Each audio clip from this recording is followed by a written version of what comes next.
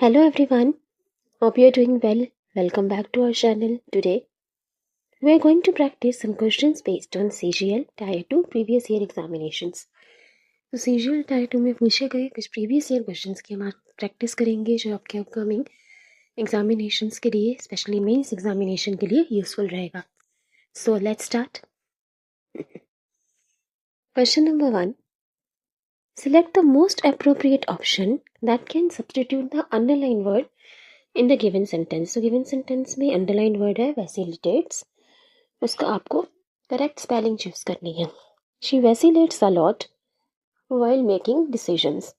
Vacillate का मतलब होता है fluctuate, डगमगाना. तो मतलब कोई भी डिसीजन लेते हुए, कोई भी निर्णय लेने के समय वो बहुत डगमगाती है, वैसिलेट करती है, फ्लक्चुएट करती है. तो वैसिलेट की सही स्पेलिंग क्या होगी? वैसिलेट की सही स्पेलिंग होती है VACILLATES. Double L C single और टी सिंगल. तो option number 3 VACILLATES. Vacillate means fluctuate. चलिए आगे देखते हैं. Second question.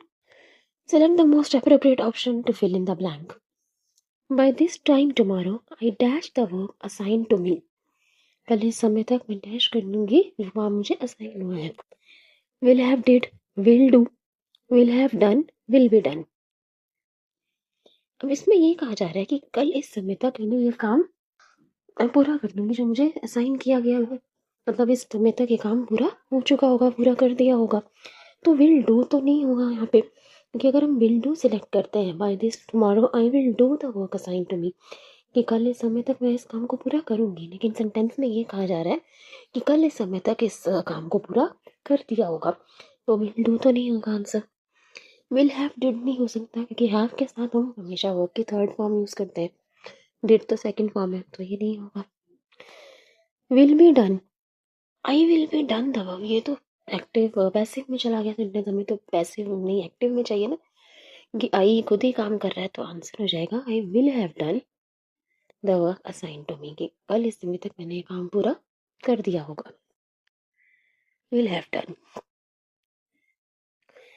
नेक्स्ट देखिए. Select the option that expresses the given sentence in indirect speech. He said 2 and 2 makes 1. तो इसका indirect speech में क्या आंसर होगा? देखिए फर्स्ट पहले देखो थर्ड और फोर्थ हो सकता है क्या? ही सेड है यहाँ पर. तो ही सेड का he says that 2 and 2 make 4. से सेड का से थोड़ी हो जाएगा. जब हम रिपीटेड स्पीच में बनाते हैं कोई सेंटेंस, तो प्रेजेंट का पास्ट हो जाता है, पास्ट का प्रेजेंट टेंस तो नहीं हो जाएगा. तो सेस वाले तो दोनों ऑप्शन हट जाएंगे. या तो फर्स्ट आंसर होगा या second. He said that 2 and 2 made 4. He said that 2 and 2 make 4. देखो अभी कोई नॉर्मल सेंटेंस होता तो मेक का मेड हो जाता, क्योंकि प्रेजेंट का पास्ट हो जाता है, वो अब हम प्रेजेंट का पास्ट कर देते हैं. लेकिन 2 and 2 मेक 4 ये एक यूनिवर्सल ट्रूथ है. 2 और 2 4 होते हैं, तो ये तो एक यूनिवर्सल ट्रूथ है. हर जगह जैसा ही रहेगा ना, कहीं भी आप 2 और 2 जोड़ो तो 4 ही बनेगा. तो 2 और 2 मेक 4 ये यूनिवर्सल ट्रूथ है. तो इसलिए यहाँ पर इस सेंटेंस में उसका टेंस चेंज नहीं होगा. तो आंसर हो जाएगा ही said that 2 and 2 make 4. Made 4 नहीं, क्योंकि ये यूनिवर्सल ट्रूथ है, तो हम मेक का मेड नहीं करेंगे. He said that 2 and 2 make 4. Next देखिए. Select the option that expresses the sentence in active voice. तो आपको पैसिव वॉइस में सेंटेंस की मैंने एक्टिव में चाहिए, क्या आंसर होगा? The award was presented to her by the director. Director ने उसको अवार्ड प्रेजेंट किया. तो इसका एक्टिव वॉइस क्या होगी?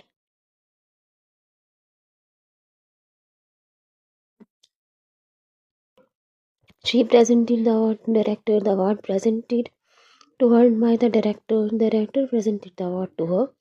She was presenting the award to the director. यहाँ पे वाज प्रेजेंटेड है, तो जो एक्टिव वॉइस में इसका सिंपल पास्ट टेंस रहा होगा, तभी वाज वर्ब प्लस वर्ब की थर्ड फॉर्म हम यूज करते हैं. ठीक है, पैसिव हमने डिस्कस किया था डिटेल में.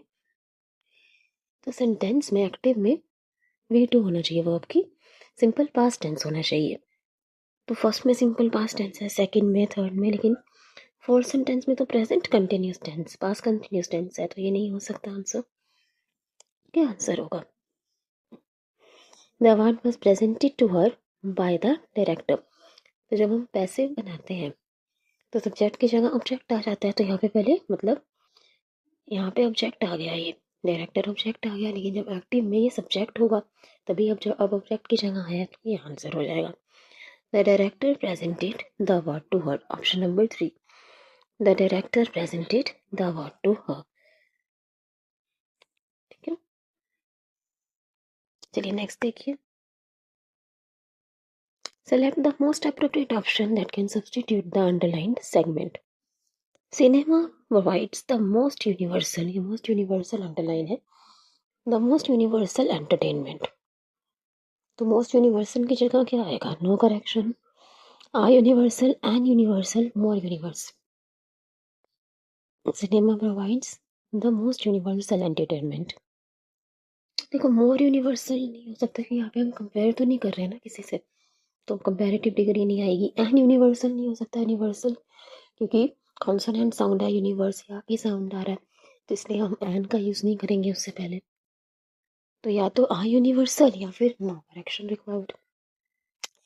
अब नो करेक्शन रिक्वायर्ड आंसर नहीं हो सकता, क्यों? क्योंकि यूनिवर्सल को हम सुपरलेटिव कंपैरेटिव डिग्री यूज नहीं करते। यूनिवर्सल का मोर यूनिवर्सल, मोस्ट यूनिवर्सल नहीं होता, यूनिवर्सल का यूनिवर्सल ही रहेगा। ठीक है, इसका हम सुपरलेटिव कंपैरेटिव नहीं बना सकते। तो आंसर हो जाएगा cinema provides universal entertainment. The more universal most universal नहीं होता। नेक्स्ट देखिए, select the option that will substitute the underlined part of the following sentence. He is taller and most handsome than his friend। यहाँ पे most handsome underlined है, तो अब क्या answer होना चाहिए? is taller and very more handsome, the more, the most। He is taller मतलब उसका और उसके फ्रेंड का कंपैरिजन किया जा रहा है कि अपने फ्रेंड से ज़्यादा टॉलर, ज़्यादा हैंडसम है, तो कंपैरेटिव डिग्री का यूज़ करेंगे। तो द मोस्ट तो हो नहीं सकता, सुपरलेटिव डिग्री है। मोर के साथ हम दा नहीं यूज़ करते, दा का यूज़ हम सुपरलेटिव डिग्री के साथ करते हैं, तो दा मोर नहीं होगा, वेरी मोर भी नहीं। तो is taller and more handsome and is friend.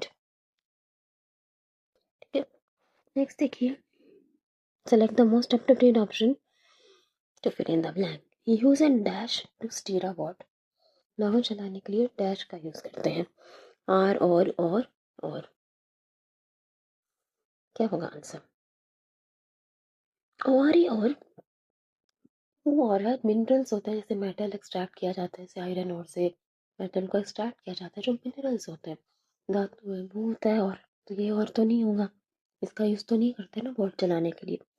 Answer होगा ओ ए आर और। ओ ए आर और इसका मतलब होता है चप्पू जिससे नाव चलाई जाती है, बोट चलाई जाती है, और ओ ए आर और। देख लो, ये और ओ आर ही तो मिनरल होता है जिससे मेटल्स एक्सट्रैक्ट किए जाते हैं, और ओ आई आर हो रहा है ये हमारा आंसर। इसको हम चप्पू भी कहते हैं जिससे नाव चलाई जाती है, बोट चलाते हैं। So use an oar to steer a boat. चलिए नेक्स्ट देखिए, मोस्ट अप्रोप्रिएट ईडियम आपको सेलेक्ट करना है to fill in the blank. Despite their differences the two politicians decided to dash and work together. तो उनके differences होने के बावजूद, आपस में मतभेद होने के बावजूद, दोनों पॉलिटिशियंस ने ये डिसाइड किया कि डैश करें और एक साथ काम करें। Bury the hatchet, burn the midnight oil, bark up the wrong tree, blow off steam। क्या आंसर होगा? आंसर हो जाएगा यहाँ पे बरी द हैचे। बरी द हैचे का मतलब होता है कि जो भी पुराने लड़ाई झगड़े हैं उनको बुलाकर एक नई शुरुआत करना। To forget the differences and do new start, fresh start करना, उसे हम कहते हैं बरी द हैचे। मतलब अपने डिफरेंसेस होने के बावजूद उन्होंने पुरानी बातें बुला करके साथ काम करना शुरू किया। बरी तो पुरानी बातों पे आप ऐसे नहीं याद रख सकते हो, मिट्टी डाल देना, बरी कर देना, ये पुरानी बातों पर मिट्टी डाल देना, उन्हें खत्म कर देना, भूल जाना और एक नई शुरुआत करना। बरी the hatchet. Bury the hatchet means to end a fight.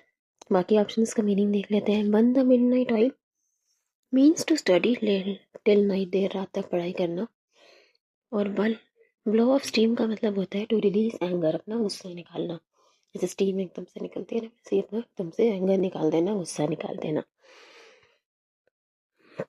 बाक अप द रॉन्ग ट्री का मतलब होता है to accuse the wrong person, किसी गलत इंसान पर दोष आरोपण कर देना, ब्लेम कर देना। ठीक है, गलत चीज़ को ब्लेम करना, गलत इंसान को ब्लेम करना, उसे हम कहते हैं bark up the wrong tree. Blow off steam to release anger, burn the midnight oil, midnight तक, देर रात तक पढ़ाई करना। और बरी द हैट्री means to end a fight, लड़ाई झगड़ा खत्म कर देना, उसे मिट्टी डाल देना। चलिए नेक्स्ट देखिए, अच्छा एक पैसेज गिवन है और क्वेश्चन, पहले क्वेश्चंस पढ़ लेते हैं। What does the fermentation process do? Select the most appropriate meaning of the word luscious according to the passage. In which regions do grapes ripe in August? Select the most appropriate title for the passage. चलिए देखते हैं क्या इस बिना पढ़े बना सकते हैं क्वेश्चंस, पैसेज को, पूरे पैसेज को बिना रीड किए। क्वेश्चन है what does the fermentation process do. चलिए इसको रीड कीजिए, देखिए आपको क्या बिना पूरा पैसेज पढ़े इसका आंसर मिलेगा। देखिए यहाँ पर लिखा है the fermentation process turns grapes into wine. Fermentation process turns grapes into wine. So what does the fermentation process do? Turns grapes into wine. ये हमारा आंसर हो जाएगा। Select the most appropriate meaning of the word luscious according to the passage. तो इसमें तो आपको meaning बताना है, smooth, soft, juicy, large. Luscious, luscious का मतलब होता है जूसी, जूसी, तो आंसर हो जाएगा जूसी। तो बिना पढ़े हमें दोनों क्वेश्चंस के आंसर मिल गए। थर्ड क्वेश्चन है in which regions do grapes ripe in August. अगस्त में किस रीजन में ग्रेप्स राइप करते हैं? Chile, California, France, Australia. देखिए पैसेज में, देखिए यहाँ लिखा है सेकंड पैरा में, grapes ripe in the area of California in August. Grapes ripe in the area of California in August. तो in which regions do grapes ripe in August? California. इसी था ये पैसेज, तुमने बिना पढ़े ही क्वेश्चन अटेम्प्ट कर लिए। लास्ट क्वेश्चन देखिए, select the most appropriate title for the passage. Grapes and its uses, grapes and world wine making, varieties of grapes. क्या होगा मोस्ट अप्रोप्रिएट टाइटल पैसेज का? अब इसके लिए थोड़ा सा पैसेज रीड कर लो। Woody plants known as vines, luscious, smooth-skinned, berry-skull grapes grow in dense cultures. In particular, grapes are grown in France, Italy, Spain, Australia, Chile, Romania, Georgia, South Africa, and California, all of which warm summers and moderate winters. Table grapes are larger, sweeter. Very to make raisins, grape must be dried. Grapes ripe in the area of California in August. 1 acre of grapes can make 15,000 glasses of wine.